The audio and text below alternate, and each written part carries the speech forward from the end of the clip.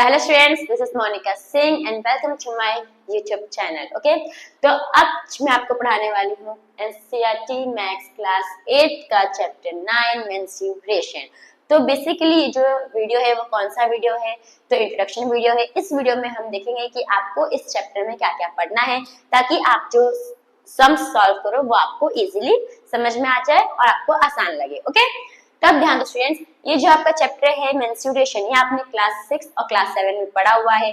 Basically जो menstruation chapter है वो पूरा पेरीमीटर एंड एरिया के ऊपर बेस्ड है। ओके स्टूडेंट्स, तो अब पेरीमीटर एंड एरिया क्या होता है, what is perimeter and what is area, तो यार आपको रिकॉल करवा देती हूँ जो आपने प्रीवियस क्लास में पढ़ा हुआ है। तो पेरीमीटर क्या होता है स्टूडेंट्स, तब यहाँ पे ध्यान दो।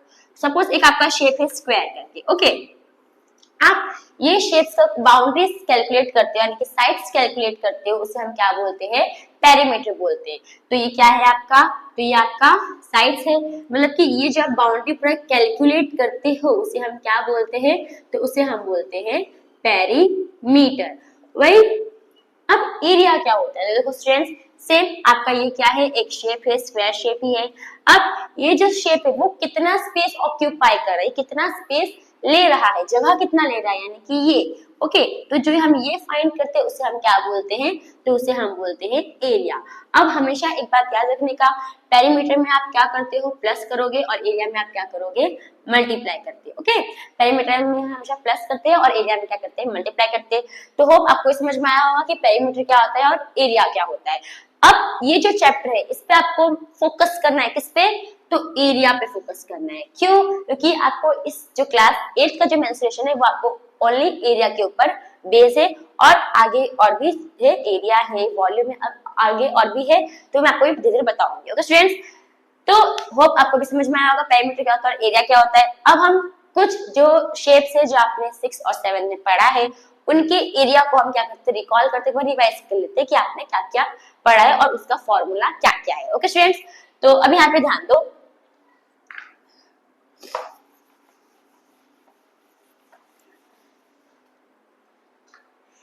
तो अब यहाँ पे ध्यान स्टूडेंट्स, अब यहाँ पे मैंने कुछ शेप्स के नाम लिखे हैं, ये आपने क्लास 6 और क्लास 7 में इसके एरिया पढ़े, तो हम सिर्फ एरिया देख रहे हैं। ओके स्टूडेंट्स, तो पहला हमारा शेप क्या है, तो स्क्वायर शेप है।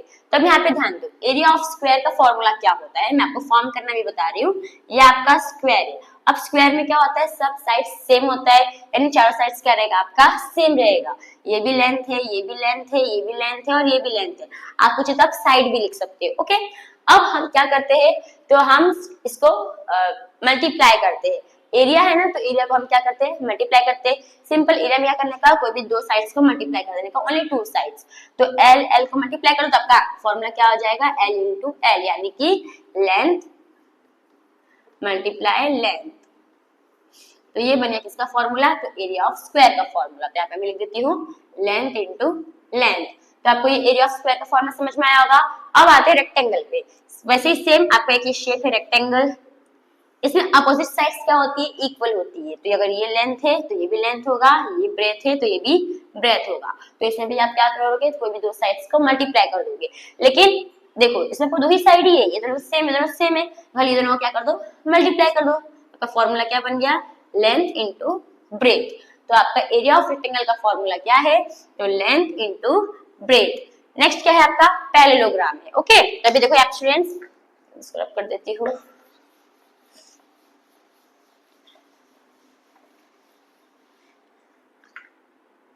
तो आपका नेक्स्ट शेप क्या स्टूडेंट्स, तो पैरेललोग्राम है। तब ये आपका एक शेप है पैरेललोग्राम। अब पैरेललोग्राम में क्या करते हैं स्टूडेंट्स, तो इसमें देखो ये जो रहता है इसे हम क्या बोलते हैं, बेस बोलते हैं। ओके, और यहाँ से स्ट्रेट लाइन जो आती है, तब स्ट्रेट लाइन जो 90 डिग्री फॉर्म हो रही होती है, मैं लाइन थोड़ा टेढ़ा होगा आप समझ जाना, ये जो 90 डिग्री फॉर्म कर रही होती है इसे हम क्या बोलते हैं, इसे हम हाइट बोलते हैं।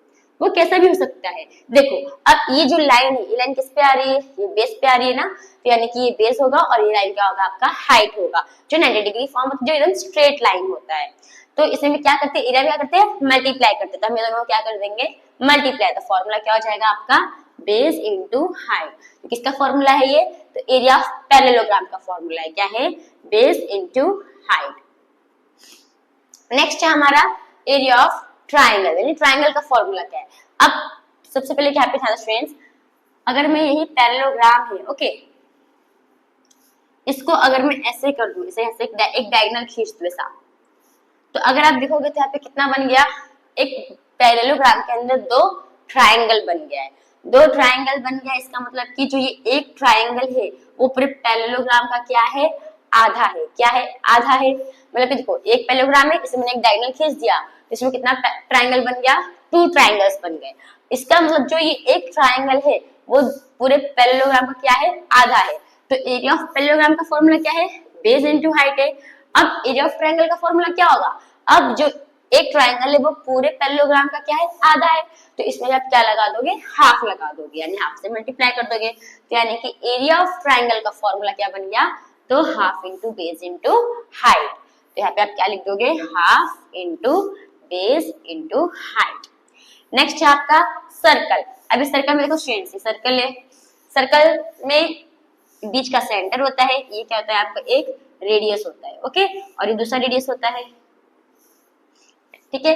अब दोनों रेडियस को क्या कर दो, आप मल्टीप्लाई कर दो।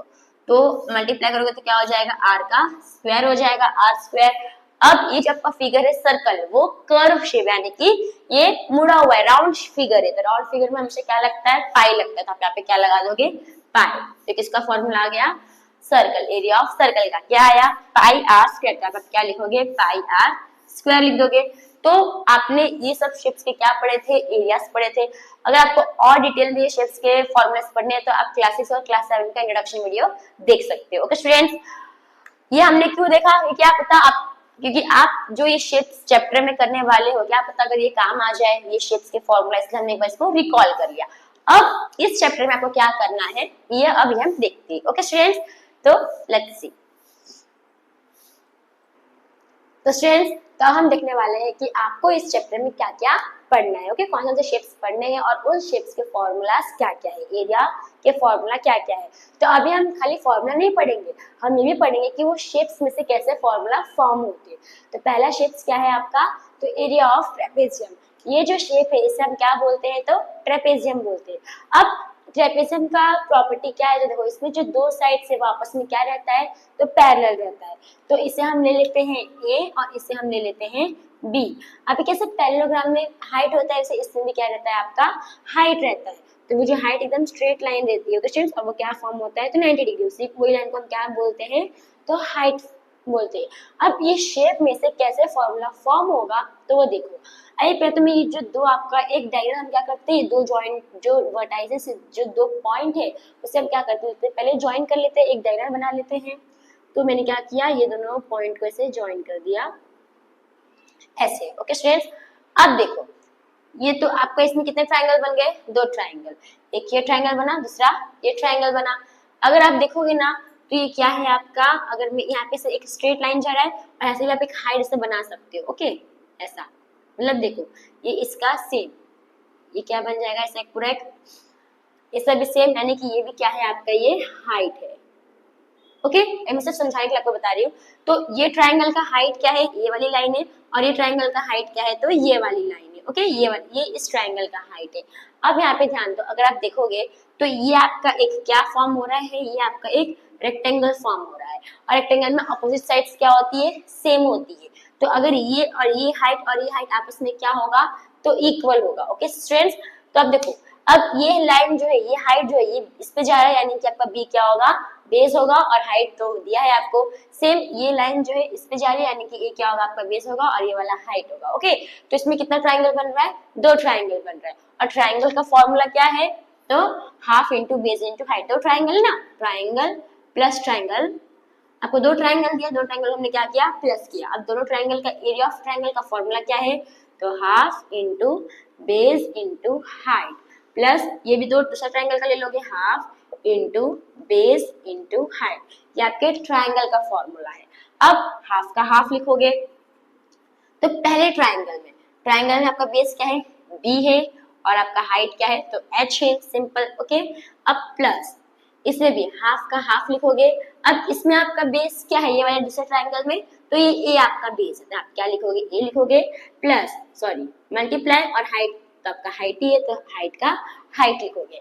अगर आप इसमें आप देखोगे तो इसमें आपका ये 2 मतलब 1.5 और ये हाफ, हाफ हाफ सेम है तो उसको कॉमन में ले लोगे, और एक क्या सेम है, तो ये आपका हाइट सेम है, तो दोनों को आप क्या करोगे, कॉमन में ले लोगे, तो क्या आ जाएगा हाफ, और यहाँ पे क्या लिख लोगे, इनटू h।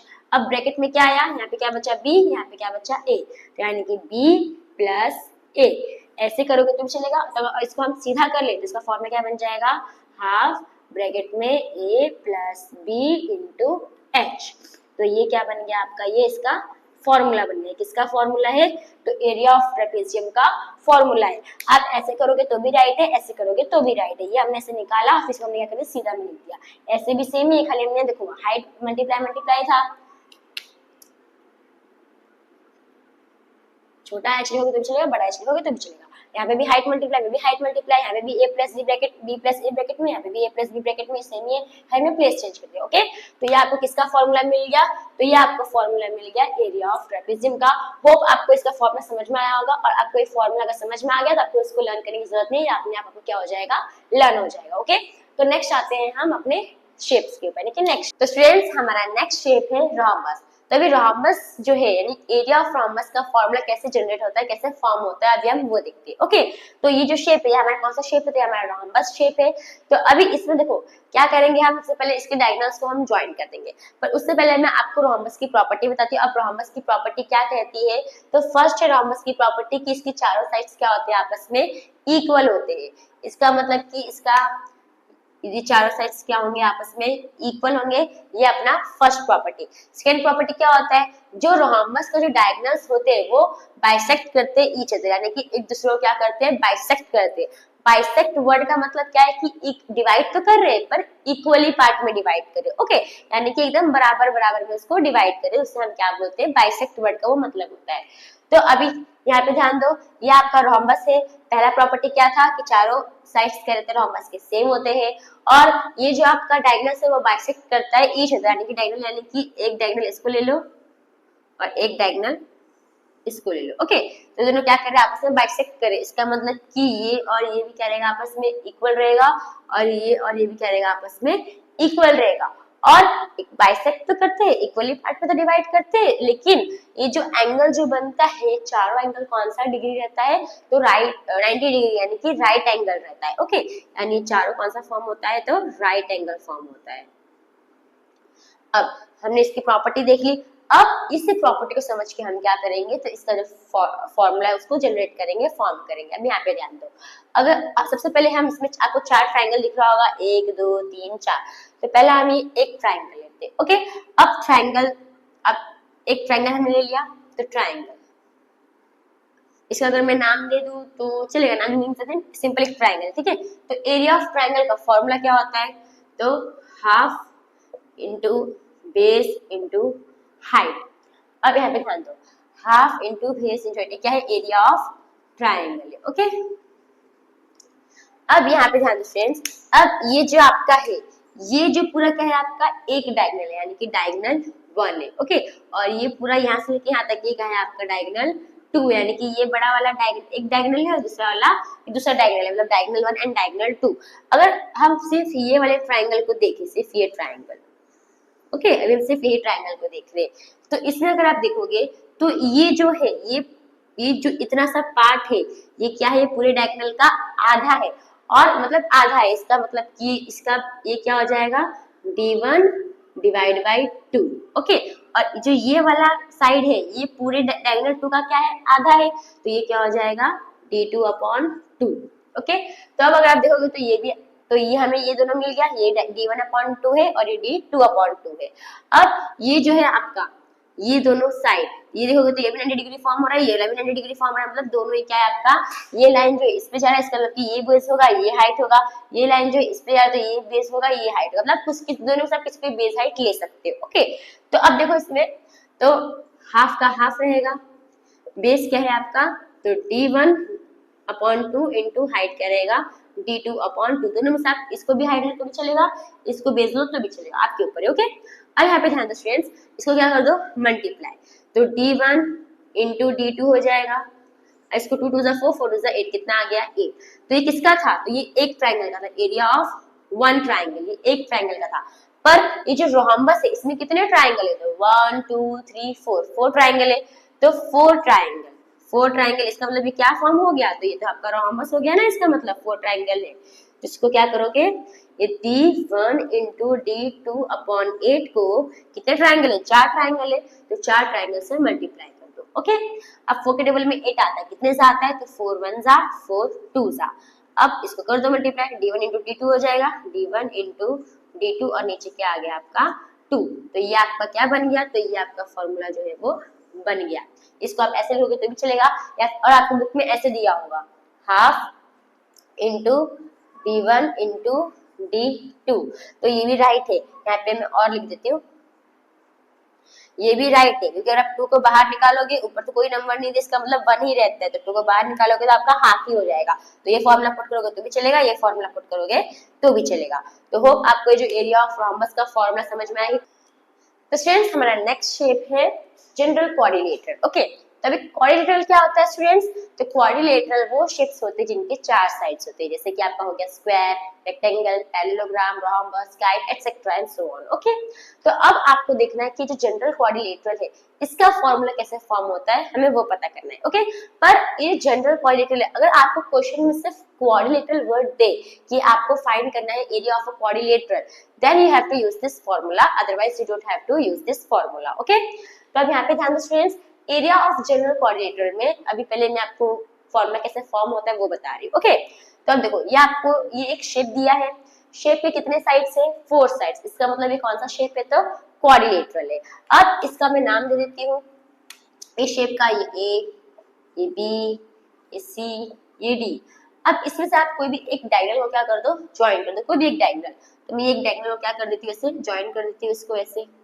ठीक है, एक डायगोनल को मैंने क्या कर दिया, ज्वाइन कर दिया। अगर आप देखोगे तो इस शेप में कितने ट्रायंगल फॉर्म हो रहे, तो 2 ट्रायंगल, एक 1 दूसरा, यानी ये एक और ये दूसरा, 2 ट्रायंगल फॉर्म हो रहे।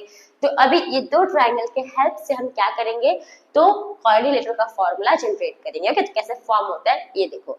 तो 2 ट्रायंगल बना, कौन सा 2 ट्रायंगल है, तो चलिए इसे लिखती हूँ, ट्रायंगल ABC और ट्रायंगल ADC। ओके, अब अगर मैं दोनों ट्रायंगल को प्लस करूंगी तभी तो मेरा एक क्वाड्रिलेटरल बनेगा ना, तो इसलिए साइन कौन सा डालेंगे हम इसमें, प्लस का। अब ये देखो स्टूडेंट्स, अब यहाँ से मेरा ये हाइट गया। ओके, यहाँ से अब ये ट्रायंगल है तो इसका हाइट यहाँ से जाएगा, तो यहाँ से स्ट्रेट लाइन गया और ये क्या बन गया, इसका हाइट बन गया। तो अगर देखो ये लाइन है जो हाइट है किस पे गया, ये इस पे गया ना, इसी पे गया, इसका मतलब ये वाला क्या हो जाएगा, हाइट हो जाएगा, और ये क्या हो जाएगा, आपका बेस हो जाएगा। ओके, नेक्स्ट वापस ये ट्रायंगल सेम, यहाँ से भी कैसे स्ट्रेट लाइन जाएगा, ये भी आपका हाइट है, तो देखो ये भी क्या है, आपका हाइट है, और ये किस पे गया, AC पे गया, यानी AC क्या हो जाएगा, आपका बेस हो जाएगा। ओके, तो अब देखो स्टूडेंट्स कैसा है, पहले ये ट्रायंगल में ABC में ये बेस क्या रहेगा आपका AC, कि ये जो लाइन है हाइट AC पे गया ना, तो पहले फॉर्मूला क्या है एरिया ऑफ ट्रायंगल का, तो half into base into height, plus का प्लस लगाओगे, इसमें वही फॉर्मूला लगेगा, half into base into height. अब इसमें ABC ट्रायंगल में आपका ये बेस और हाइट क्या है, तो देखो ये लाइन किस पे जा रहा है, AC पे, तो AC क्या है, आपका बेस है। ओके, तो हाफ इंटू AC क्या है, आपका बेस, और हाइट क्या है आपका, तो इसको हम नाम देते हैं BE और इसको नाम देते हैं F। तो BE क्या है आपका, हाइट, BE प्लस का प्लस से लगाओगे, हाफ का हाफ। अब इसमें बेस क्या है, तो ये जो हाइट है किस पे गया, AC पे गया, तो यानी कि AC क्या है आपका बेस है, और हाइट क्या है आपका, तो ये DF क्या है आपका हाइट है। ओके, DF हाइट है। तो इतना हमने देखा। अब देखो इधर भी हाफ है, इधर भी हाफ है, मतलब कि इधर भी आपका हाफ है और इधर भी आपका हाफ है, तो हाफ को क्या करोगे, कॉमन में ले लोगे, तो हाफ को हमने क्या किया, कॉमन में ले लिया। अब देखो इधर भी AC इधर भी AC क्या है आपका सेम है, इसके अलावा आप कोई भी क्वाड्रिलेटरल में करोगे तो आपका AC क्या रहेगा, AC क्या था आपका बेस, यानी बेस क्या रहेगा आपका सेम ही रहेगा। देखो अब ये आपका बेस है ये वाला, तो ये ट्रायंगल का भी ये बेस है और ये ट्रायंगल का भी ये बेस है, इसका मतलब बेस क्या रहेगा आपका AC दोनों के ट्रायंगल में सेम रहेगा। इसको हम क्या ले लेते हैं, कॉमन कर लेते हैं, कॉमन में निकालेंगे इसको हम क्या लिख लेते हैं, बेस। दोनों को कॉमन कर लोगे ना, तो फिर वैसे बता देती हूँ, AC हमने कॉमन, ये AC क्या आपका सेम है, इसको भी हमने क्या कर दिया, कॉमन में ले लिया। अब ये देखो दोनों हाइट क्या है आपका अलग अलग है, ये अलग है और ये अलग है, तो ये BE आ जाएगा अंदर में, यहाँ पे BE बच गया प्लस, और यहाँ पे क्या बच गया DF। ठीक है, अब देखो स्टूडेंट्स हाफ तो हाफ रहेगा। AC हमारा क्या था, तो AC क्या था हमारा, बेस था, जहां तक क्या लिख लोगे B। और ये दोनों क्या था हमारा, हाइट था। पर दोनों हाइट अलग अलग है तो हम सेम हाइट दोनों में नहीं लिख सकते, तो आप क्या लिख दो, हाइट 1 और हाइट 2। तो इसको लिख दो हाइट 1 प्लस इसको लिख दो हाइट 2। तो ये हमारा क्या बन गया, तो ये हमारा फॉर्मूला बन गया। किसका फॉर्मूला बन गया, तो area of general quadrilateral. Okay, तो ये हमारा इसका फॉर्मूला बन गया।